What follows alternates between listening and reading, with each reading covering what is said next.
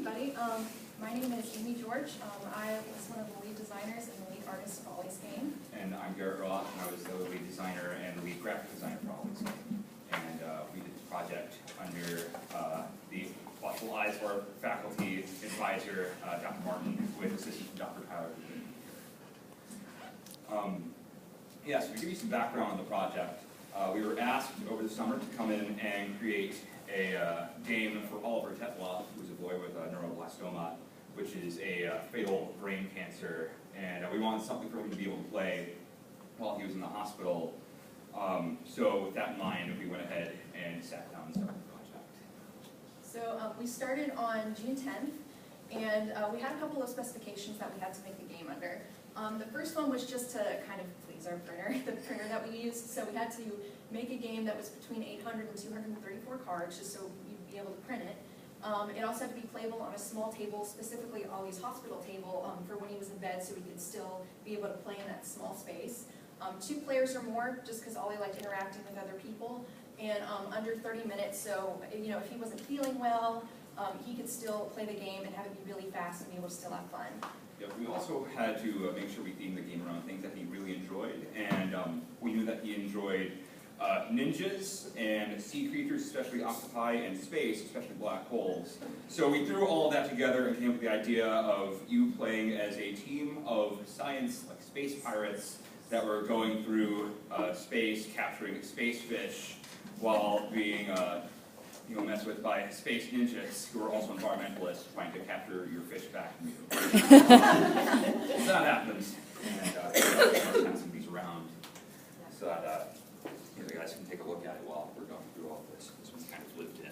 So we had our own requirement for the game, and it was just that we needed to complete it in under 2 months just so we could get it to Ollie as fast as possible.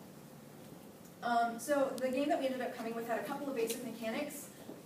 It was cooperative because Ollie really liked playing with other people, and we just wanted to have a game where he could have some sort of communication with the other person he was with, but he didn't have to be confrontational with them because he didn't like conflict.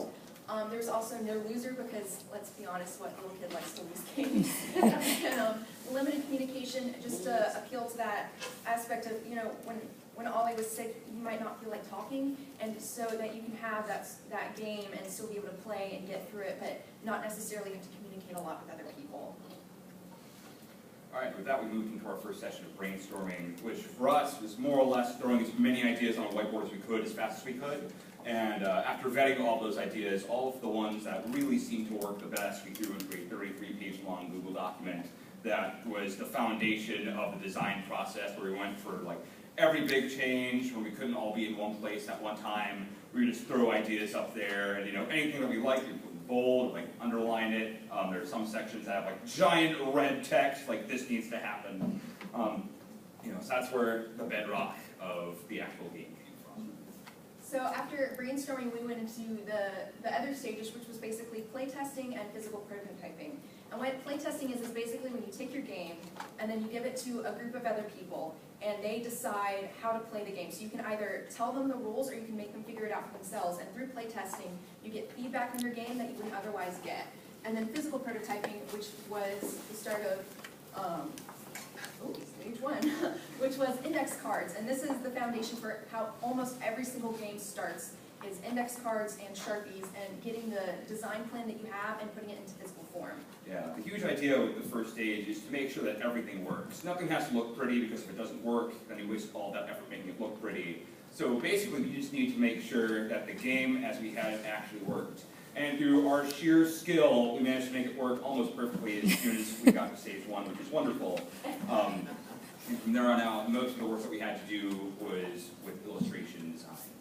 And that kind of led us to the second stage. Now that we had the foundation for this game down, we could start illustrating, and we could start designing, and we could start balancing out the numbers so that it would be a fair game.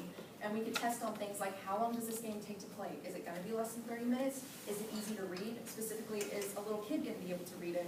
And does the art work, or is it completely wrong for the design of the game? On top of that, we also had to make sure that it would be super easy to explain the game to someone so that we could get them playing in just under 10 minutes.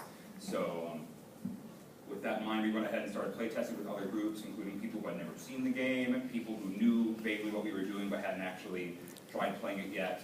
And with that, we got a lot of feedback, and we wound up adding a little bit of complication to the game through adding ship cards that you could pick at the beginning of the game that would give you special properties throughout, as well as adding event cards that you could draw that would add some event that would complicate your game a little bit, that'd be mostly a hindrance to you, as a challenge.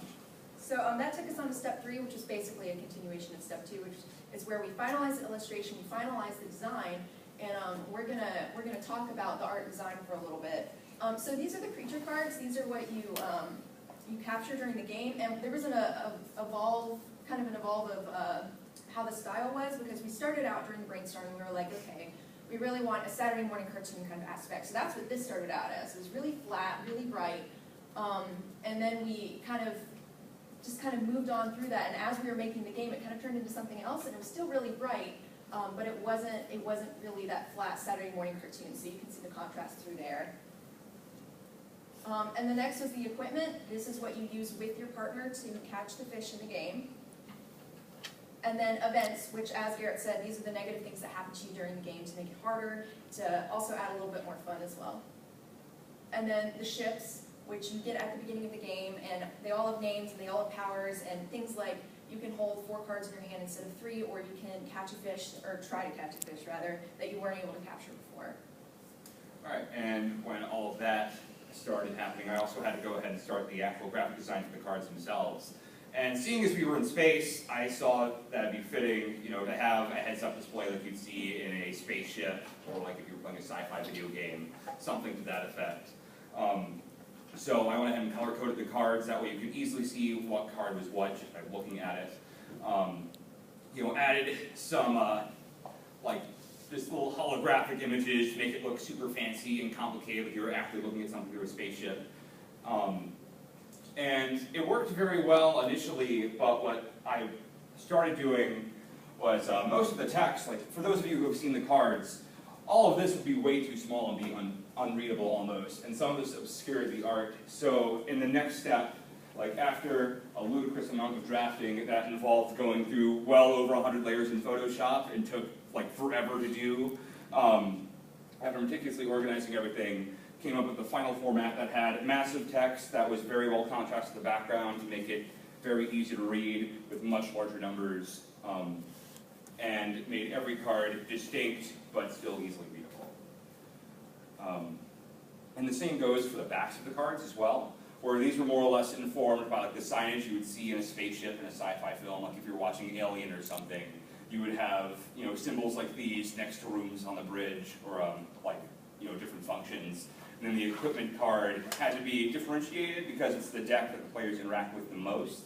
So made that vertical, and went ahead and highlighted the fishing lure on there to make it look like that was an item that the player had selected, to go in and use that in their inventory.